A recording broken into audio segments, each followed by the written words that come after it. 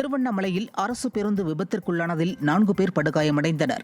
செங்கம் பகுதியிலிருந்து 27 பயணிகளுடன் திருவண்ணாமலை நோக்கி சென்ற அரசு பேருந்து கிரிவலப்பாதை சிங்கத்தீர்த்தக்குளம் அருகே ஓட்டுநரின் கட்டுப்பாட்டை இழந்து சாலையோரம் இருந்த புளிய மரத்தில் மோதி விபத்திற்குள்ளானது. இந்த விபத்தில் படுகாயமடைந்த ஓட்டுநர் உட்பட 4 பேர் மருத்துவமனையில் அனுமதிக்கப்பட்டனர். இதனால் 1 மணி நேரத்திற்கும் மேலாக போக்குவரத்து பாதிப்பு ஏற்பட்டது. பெரியபாளையம் அருகே அரசு பேருந்து மோதிய விபத்தில் இருசக்கர வாகனத்தில் சென்ற பெண் ஒருவர் பலியானார். திருவள்ளூர் மாவட்டம் மதுரவாசல் பகுதியைச் சேர்ந்த கோபி என்பவர் தன் இருசக்கர வாகனத்தில் ரதிதேவி என்ற பெண்ணை ஏற்றிக்கொண்டு வீடு திரும்பும் போது பெரியபாளையம் நோக்கி வந்த அரசு பேருந்து இருசக்கர வாகனத்தின் மீது மோதி விபத்திற்குள்ளானது. இதில் படுகாயமடைந்தவர்களை மீட்டு அரசு மருத்துவமனையில் அனுமதித்த நிலையில் ரதிதேவி வரும் வழியிலேயே இறந்துவிட்டதாக மருத்துவர்கள் தெரிவித்தனர். அரியலூர் மாவட்டம் ஜெயங்கொண்டம் அருகே மாசிமக பிரம்மோற்சவ விழாவை முன்னிட்டு பூலோக முறைப்படி சுவாமி அம்பாளுக்கு திருக்கல்யாண நிகழ்வு நடைபெற்றது. கங்கை கொண்ட சோழபுரத்தில் உலக பிரசித்தி பெற்ற பிரகதீஸ்வரர் ஆலயத்தில் பூலோக முறைப்படி திருக்கல்யாண நிகழ்வு நடைபெற்றது. இதையடுத்து பக்தர்கள் சுவாமி அம்பாளுக்கு மேலதாளத்துடன் கல்யாணத்திற்கு சீர்வரிசைகள் கொண்டு வந்தனர். இதனைத் தொடர்ந்து சுவாமி அம்பாள் கோவில் உள் பிரகாரத்தில் வீதியுலா வந்த நிலையில் ஏராளமான பக்தர்கள் கலந்து கொண்டு சுவாமி தரிசனம் செய்தனர். தேனி கள்ளிப்பட்டியில் தவறான சிகிச்சை அளித்ததால் நோயாளி உயிரிழந்ததாக உறவினர்கள் சாலை மறியலில் ஈடுபட்டனர். கள்ளிப்பட்டியைச் சேர்ந்த சேவகபாண்டியன் என்பவருக்கு திடீரென உடல்நலக்குறைவு ஏற்பட்டதால் அப்பகுதியில் உள்ள தனியார் கிளினிக்கில் அனுமதிக்கப்பட்டுள்ளார். மருத்துவர் ராம்குமார் ஊசி செலுத்திய சிறிது நேரத்தில் சேவகபாண்டியன் மயங்கி விழுந்து உயிரிழந்துள்ளார். இதனால் ஆத்திரமடைந்த அவரது உறவினர்கள் சாலை மறியல் போராட்டத்தில் ஈடுபட்டதால் தேனி திண்டுக்கல் நெடுஞ்சாலையில் போக்குவரத்து பாதிக்கப்பட்டது. காஞ்சிபுரம் மானாமதி கண்டிகையில் கிறிஸ்தவ தேவாலயத்தில் வழிபாட்டு உரிமையை பெற்றுத்தரக் கோரி உங்களை தேடி உங்கள் ஊரில் திட்டத்திற்காக உத்தரமேரூர் வட்டாட்சியர் அலுவலகத்திற்கு வந்த மாவட்ட ஆட்சியரை பொதுமக்கள் முற்றுகையிட்டனர். செங்கல்பட்டு மறைமாவட்ட ஆயர் நீதிநாதன் தேவாலயத்தை இருட்டடிப்பு செய்துவிட்டு புதிதாக தேவாலயத்தை கட்ட கட்டாயப்படுத்துவதாக கூறி அவர்கள் குற்றம் சாட்டினர். தூத்துக்குடி மாவட்டம் கோவில்பட்டி அருகே விபத்திற்குள்ளான லாரி தீப்பிடித்து எரிந்ததால் பரபரப்பு ஏற்பட்டது. தூத்துக்குடியிலிருந்து நிலக்கரி லோடு ஏற்றி சென்ற லாரி கோவில்பட்டி அருகே ஓட்டுநரின் கட்டுப்பாட்டை இழந்து சாலையின் நடுவே இருந்த தடுப்பு சுவரில் மோதி விபத்திற்குள்ளானது. அப்போது லாரியின் டீசல் டேங்கில் தீப்பொறி ஏற்பட்டு பற்றி எரிந்த லாரி முழுவதும் சேதமடைந்தது. இதில் ஓட்டுநர் மற்றும் கிளீனர் அதிர்ஷ்டவசமாக உயிர் தப்பினர். தகவல் அறிந்து சம்பவ இடத்திற்கு வந்த தீயணைப்புத் துறையினர் தீயை கட்டுக்குள் கொண்டு வந்தனர். இதனால் கோவில்பட்டி எட்டயபுரம் நெடுஞ்சாலையில் 2 மணி நேரத்திற்கு மேலாக போக்குவரத்து பாதிப்பு ஏற்பட்டது. கும்பகோணத்தில் மாசிமக பெருவிழாவின் முக்கிய நிகழ்வான திருக்கல்யாண வைபவம் நடைபெற்றது. அமிர்தவள்ளி சமேத அபிமுகேஸ்வரர் திருக்கோயிலில் உற்சவர் சுவாமிகள் கோயில் ராஜகோபுரம் முன்பு எழுந்துள்ள நாதஸ்வர மேளதாள மங்கள வாத்தியங்கள் முழங்க மாலை மாற்றும் வைபவம் நடைபெற்றது. இதில் ஏராளமான பெண்கள் உட்பட நூற்றுக்கணக்கானோர் கலந்து கொண்டு சாமி தரிசனம் செய்தனர். மதுரையில் சாலை பணிக்காக சென்ற ரோட் ரோலர் வாகனம் திடீரென கட்டுப்பாட்டை இழந்து கடைகள் மீது மோதி விபத்துக்குள்ளானது. பழங்கானத்து மாடக்குளம் பகுதியில் சிறிய அளவிலான சந்துகளில் புதிய தார் சாலை அமைப்பதற்காக சென்ற ரோட் ரோலர் வாகனம் திடீரென கட்டுப்பாட்டை இழந்து அருகில் உள்ள கடைகள் மீது மோதி விபத்துக்குள்ளானது. இந்த விபத்தில் 2 பைக்குகள் சேதமான நிலையில் ரோட் ரோலர் ஓட்டுநரிடம் போலீசார் விசாரணை நடத்தினர். முதற்கட்ட விசாரணையில் இன்றுதான் முதல் முறையாக ரோட் ரோலர் வாகனத்தை இயக்கியது தெரியவந்தது. இதனையடுத்து இதுபோன்ற அரசு ஒப்பந்த பணியின் போது முறையான அனுபவம் வாய்ந்த பணியாளர்களை நியமிக்க வேண்டும் என பொதுமக்கள் கோரிக்கை விடுத்துள்ளனர். நாகை மாவட்டம் தோப்புத்துறை அருகே கடலில் மீன்பிடித்துக் கொண்டிருந்த தமிழக மீனவர்களின் வலைகளை புதுச்சேரி விசைப்படகு மீனவர்கள் சேதப்படுத்தி சென்ற சம்பவம் அதிர்ச்சியை ஏற்படுத்தியுள்ளது.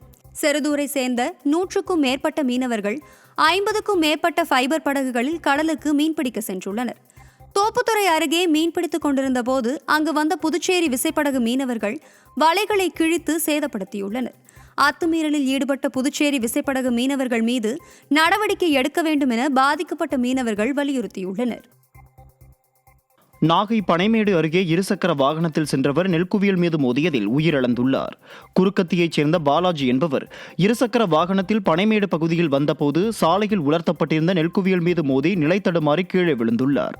இதில் பலத்த காயமடைந்தவரை மீட்டு நாகை அரசு மருத்துவக் கல்லூரிக்கு கொண்டு சென்ற நிலையில் வரும் வழியிலேயே உயிரிழந்து விட்டதாக தெரிவித்துள்ளனர். இதனிடையே சாலையில் நெல் உலர்த்துவதை தடை செய்ய வேண்டும் எனவும் இருபுறமும் தெருவிளக்குகள் அமைக்கவும் அப்பகுதிவாசிகள் வலியுறுத்தியுள்ளனர். சேலம் மாவட்டம் ஏற்காட்டில் உள்ள பூங்கா முறையாக பராமரிக்கப்படாமல் விளையாட்டு உபகரணங்கள் பழுதாகி வருவதால் பொதுமக்கள் அதிருப்தி அடைந்துள்ளனர். பூங்காவில் குழந்தைகள் விளையாடுவதற்காக வைக்கப்பட்டுள்ள உபகரணங்கள் அனைத்தும் பழுதாகி துருப்பிடித்து கிடக்கின்றன. இதனால் பணம் கொடுத்து பூங்காவிற்கு செல்லும் சுற்றுலா பயணிகள் ஏமாற்றத்துடன் திரும்பிச் செல்லும் நிலை ஏற்பட்டுள்ளது. எனவே பூங்காவில் உள்ள விளையாட்டு உபகரணங்களை உடனடியாக சரி செய்ய வேண்டும் என பொதுமக்கள் கோரிக்கை விடுத்துள்ளனர். விருதுநகர் மாவட்டம் ராஜபாளையத்தில் கோழிக்கடையில் ஏற்பட்ட தீ விபத்தில் 100க்கும் மேற்பட்ட கோழிகள் கருகின. ஜவஹர் மைதானம் அருகே மதுரையைச் சேர்ந்த மாரியப்பன் நடத்தி வரும் கோழிக்கடையில் புதன்கிழமை நள்ளிரவு தீ விபத்து ஏற்பட்டது. இது குறித்த தகவலில் தீயணைப்புத் துறையினர் விரைந்து வந்து தீயை அணைத்தனர். இந்த தீ விபத்தில் 1 லட்சம் ரூபாய் மதிப்பிலான பொருட்கள், கோழிகள் எரிந்து சேதமடைந்தது. மின்சார கசிவால் தீ விபத்தா அல்லது மர்ம நபரின் செயலா என்பது குறித்து போலீசார் விசாரணை மேற்கொண்டுள்ளனர். கடந்த ஆண்டு அரசு அறிவித்த மரக்கன்றுகளும் பராமரிப்பு செலவுத் தொகையும் முறையாக வழங்கப்படவில்லை என விவசாயிகள் குற்றம் சாட்டியுள்ளனர். நாகை மற்றும் அதன் சுற்றுவட்டார பகுதிகளில் வேளாண் துறை மூலம் அரசு வழங்குவதாக அறிவித்த மரக்கன்றுகள் மற்றும் அதற்கான பராமரிப்பு செலவுத் தொகை வங்கிக் கணக்கில் செலுத்தப்படவில்லை என விவசாயிகள் குற்றம் சாட்டியுள்ளனர். பெயரளவிற்கு ஒரு சிலருக்கு மட்டும் கொடுத்துவிட்டு அதிகாரிகள் ஏமாற்றி வருவதாக அவர்கள் குற்றம் சாட்டியுள்ளனர். ஒரு 5-10 விவசாயிகளுக்கு சும்மா ஒரு 5 கன்று 10 கன்று மட்டும் கொடுத்து மீதி கன்றுகளை எங்கே கொடுக்குறாங்கன்னே தெரியல. அதற்கு சந்தனம், வேங்கை மற்றும் மா, பலா மற்றும் ஏறத்தாழ எலுமிச்சை கன்று எல்லா கன்றுமே கொடுக்குறாங்க. இதை நடுறதுக்காக கொடுக்குறாங்க. ஆனால் இதை வேளாண்மை துறையினர் விவசாயிகளுக்கு கொண்டு சேர்க்காமல் வேறு எங்கேயே கொண்டு போகிறாங்க. அதற்கு பராமரிப்புக்கு வழங்கக்கூடிய தொகையும் 2 வருஷமாக அவங்க விவசாயிகளுக்கு வழங்கவே இல்லை. இதுக்கு ஒதுக்கப்பட்ட நிதி எங்கே செல்கிறது? திண்டுக்கல் மாவட்டம் பழனி முருகன் கோயிலுக்கு வால்பாறையைச் சேர்ந்த பக்தர்கள் அந்தரத்தில் தொங்கியபடி பறவை காவடி எடுத்து வந்து நேர்த்திக்கடன் செலுத்தினர். பங்குனி உத்திர திருவிழா தொடங்க உள்ள நிலையில் தொடர்ந்து பக்தர்கள் கூட்டம் அதிகரித்து வருகிறது. ஏராளமான பக்தர்கள் உடல் முழுவதும் அலகு குத்தி வலம் வருவது காண்போரை மெய்சிலிர்க்க வைப்பதாக உள்ளது.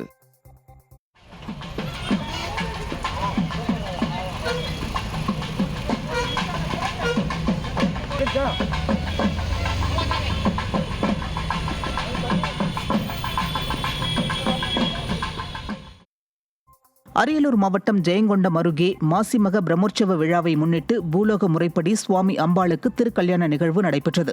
கங்கை கொண்ட சோழபுரத்தில் உலக பிரசித்தி பெற்ற பிரகதீஸ்வரர் ஆலயத்தில் பூலோக முறைப்படி திருக்கல்யாண நிகழ்வு நடைபெற்றது. இதையடுத்து பக்தர்கள் சுவாமி அம்பாளுக்கு மேலதாளத்துடன் கல்யாணத்திற்கு சீர்வரிசைகள் கொண்டு வந்தனர். இதனைத் தொடர்ந்து சுவாமி அம்பாள் கோவில் உள் பிரகாரத்தில் வீதியுலா வந்த நிலையில் ஏராளமான பக்தர்கள் கலந்து கொண்டு சுவாமி தரிசனம் செய்தனர். கும்பகோணத்தில் மாசிமக பெருவிழாவின் முக்கிய நிகழ்வான திருக்கல்யாண வைபவம் நடைபெற்றது.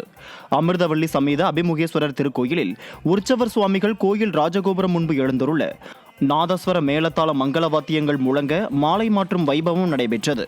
இதில் ஏராளமான பெண்கள் உள்பட 100கணக்கானோர் கலந்து கொண்டு சாமி தரிசனம் செய்தனர். நாமக்கல் சேந்தமங்கலம் அருகே தந்தை இயக்கிய ஆம்னி பேருந்து விபத்துக்குள்ளானதில் 9 மாத கர்ப்பிணி பெண் உயிரிழந்துள்ள சம்பவம் சோகத்தை ஏற்படுத்தியுள்ளது. வேட்டாம்பாடியைச் சேர்ந்த பவித்ரா வளைகாப்பு நிகழ்ச்சிக்காக கணவர் ஊரான கொண்டையம்பள்ளிக்கு சென்றுவிட்டு ஆம்னி வாகனத்தில் வீடு திரும்பியுள்ளனர். இவரது தந்தை பாலுசாமி, தாய் சித்ரா, கணவர் செல்வகுமார், உறவினர் என 4 பேர் பயணித்த நிலையில் வாகனம் சேந்தமங்கலம் பகுதியில் வந்தபோது கட்டுப்பாட்டை இழந்து சாலையோரத்தில் நிறுத்தி வைக்கப்பட்டிருந்த JCB வாகனத்தில் மோதி விபத்துக்குள்ளானது. இதில் 9 மாத கர்ப்பிணி பெண் பவித்ரா பரிதாபமாக உயிரிழந்துள்ளார். தற்போது விபத்து தொடர்பான CCTV காட்சிகள் வெளியாகி அதிர்ச்சியை ஏற்படுத்தியுள்ளது. தென்காசி மாவட்டம் சுப்பிரமணியபுரம் அருகே தனியார் சட்டக்கல்லூரி மாணவி தற்கொலை முயற்சியில் ஈடுபட்டதை அடுத்து மாணவ மாணவிகள் ஆர்ப்பாட்டத்தில் ஈடுபட்டதால் பரபரப்பு ஏற்பட்டது. சுப்பிரமணியபுரம் சட்டக்கல்லூரியில் 2ஆம் ஆண்டு பயின்று வரும் மாணவி ஒருவர் அதிக அளவில் தூக்க மாத்திரை சாப்பிட்டு தற்கொலை முயற்சியில் ஈடுபட்டார். இதனையடுத்து சக மாணவிகள் அவரை மீட்டு புளியங்குடியில் உள்ள தனியார் மருத்துவமனையில் அனுமதித்தனர். இதனைத் தொடர்ந்து மாணவியின் தற்கொலை முயற்சிக்கு என்ன காரணம் என கண்டறிய கோரி மாணவ மாணவிகள் கல்லூரி முன்பு ஆர்ப்பாட்டத்தில் ஈடுபட்டனர்.